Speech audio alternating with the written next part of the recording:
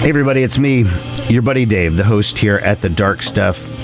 Just enjoying another snow day, and felt like I would come on here and talk a little bit about Swervedriver.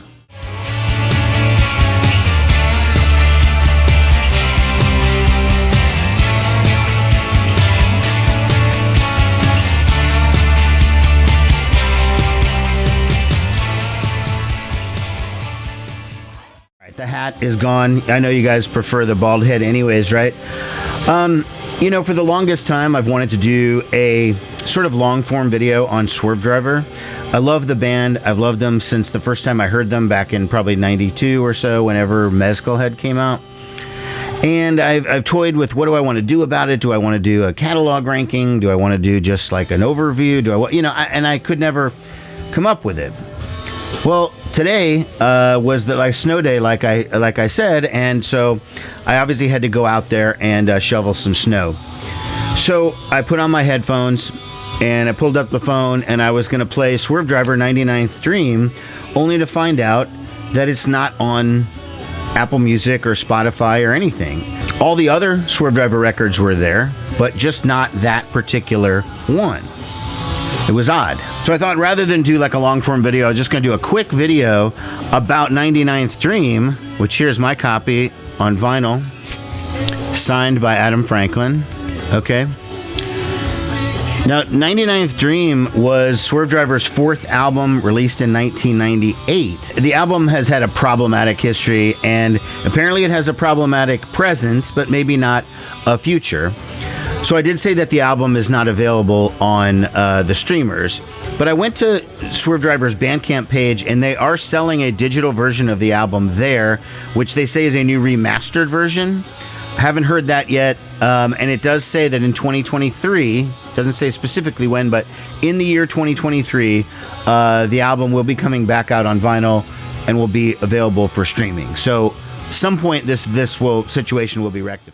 Okay, so Swervedriver came out in the early 90s, maybe late 80s, from England, and they were part of that first wave of shoegaze bands, okay? Bands like My Bloody Valentine, Ride, Lush, etc. You know, so many others, but those are just a couple that I thought I would mention. So, but Swervedriver, to me, was never really that much of a shoegaze band. I mean, I'm not a purist when it comes to this style, but I've always felt like Swervedriver was more rock. You know, they sounded to me more like Sonic Youth than they did My Bloody Valentine, but not so much on their first album, Raise. The second album, Mezcalhead, they brought it up a notch, and that was like the most amazing album, one of my favorite albums of all time. You know, after Mezcalhead in 1995, the band did this album called Ejector Seat Reservation. Okay.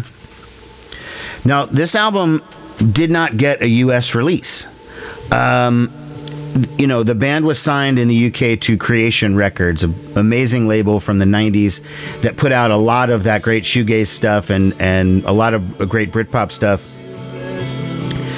But by this point, something was going on with Creation. They were having, well, they were going through some changes, and their distribution deal, or licensing deal, I should say, in America with A&M was over. That's how Swervedriver's records had come out. They were in the process, I believe at this time, of selling the company to Sony. It had something to do with Oasis, because Oasis was like one of the biggest deals ever. And so Sony comes in, and rather than just trying to get the contract of Oasis, they just bought the entire fucking label and just took Oasis and everybody else, and most people kind of got cut loose. I don't know exactly what happened with Swervedriver at that time, whether it was that situation or whether it was just neglect because the label was too busy. But this album, a power pop masterpiece, in my opinion, dream pop, power pop masterpiece. Again, not shoegaze, just a genius album that never got a release in the United States at the time. It's subsequently, of course.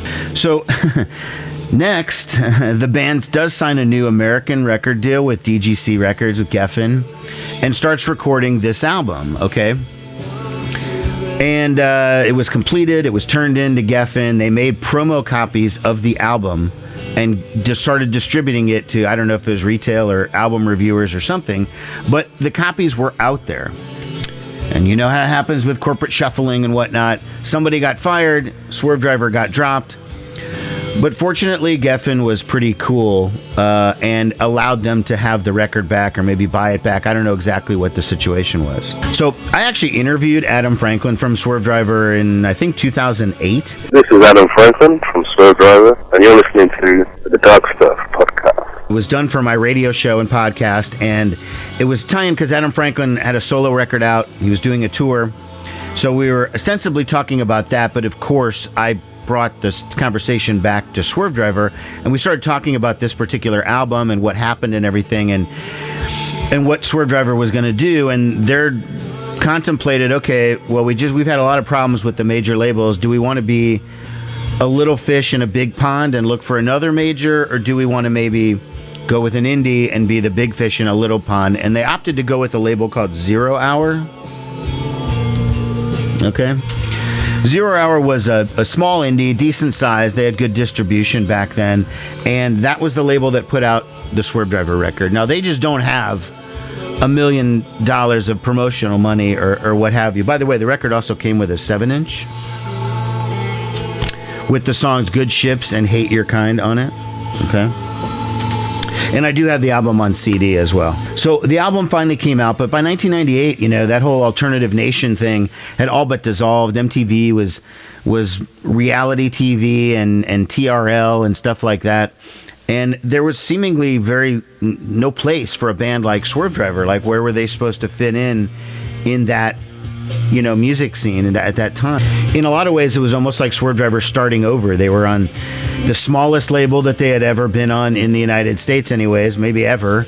They were going back out playing small clubs. I was supposed to see them on that tour. I actually went up to Minneapolis to see them. They were going to play at the 7th Street Entry, which is the smaller room of at First Avenue. And the show ended up getting canceled, and I didn't end up seeing them. And it had something to do with, there was like the flooring issue, like maybe they were putting in new flooring and it wasn't done in time or something. And anyways, the Swervedriver show got sacrificed, so I ended up not being able to see them. And I wasn't able to actually see them till the reunion show, more than a decade later. 99th Dream is an amazing album. I mean, in my interview, I remember Adam being a little bit down on the record and saying he didn't like the way it sounded or the mix or something, and saying that he'd kind of considered it not that great. And then subsequently, fans would talk about how much they liked the record, so I think he's kind of warmed up to it now. I think the last album although I think it's actually really good, I think it was kind of flawed in a lot of ways, and I think that's what kind of, in the end, kind of wore us out, because I think, we were a bit kind of underwhelmed by that album. But having said that, a lot of people name a lot of those songs as their favourite songs, and when I actually started playing sort of songs on my own solo and trying to kind of reapproach them, I found that I was actually playing a lot of songs off that album. So I guess there is, something in that album. I mean, I find it hard to listen to the last album. The way that I sang a couple of songs, or the mix being wrong, or just feeling that we kind of got a little bit sloppy and we weren't kind of fully on top of it, And I think we kind of felt that if we weren't going to be, 100%, and we felt that we were kind of a little less than 100%, then. I'm curious about that remastered version, but I don't know if I'll end up picking it up or not. But that's right now the only way you can get it. So I'd suggest doing it. Again, not a shoegaze record. Now, the last one, Ejector Seat Reservation, I said was a good mix. It was like power pop, dream pop. This mixes that kind of power pop, dream pop with a little bit more of the aggressive guitar that they had on Mezcal Head. There's a little bit harder sound. And it's just so good. I mean, I like every song on this record, but if I had to pick like favorites, I would say definitely the title cut, 99th Dream. These Times is great. You've Sealed My Fate. But ultimately, the song Wrong Treats is my absolute favorite. That song is so fucking killer. And next to Duel from Mezcal Head, which is my all-time favorite Swervedriver song, Wrong Treats is a close number 2. That song is just epic when he's like, sit down, I mean, sit down.